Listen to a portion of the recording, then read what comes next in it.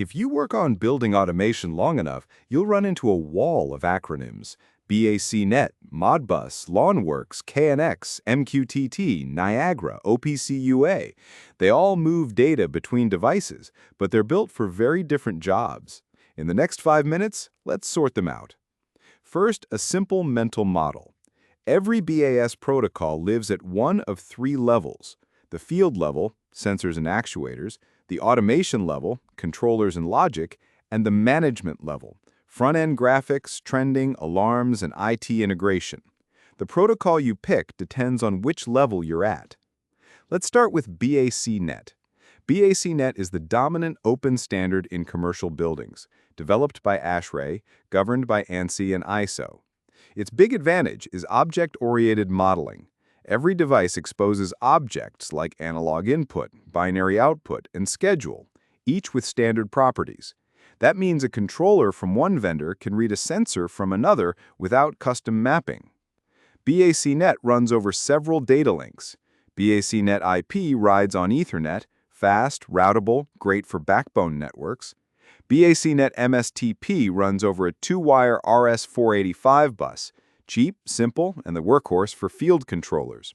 You'll also see BACnet Secure Connect, a newer TLS-encrypted IT-friendly option that works over WebSockets. Next, Modbus.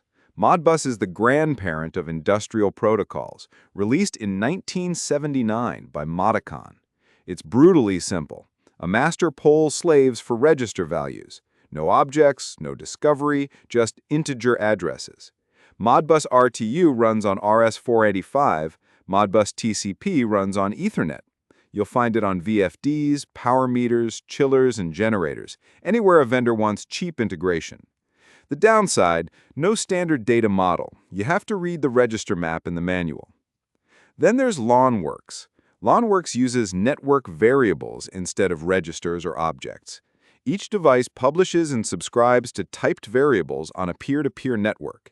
It was huge in the 2000s, especially in Europe, but has largely been overtaken by BACnet in new construction. You'll still see it in existing buildings. KNX is the European standard for smart homes and light commercial. Lighting, shading, HVAC zoning. It's a peer-to-peer bus, strong on residential and high-end commercial interiors, less common in North American commercial HVAC. Now, the IT side protocols. MQTT is a lightweight publish-subscribe messaging protocol.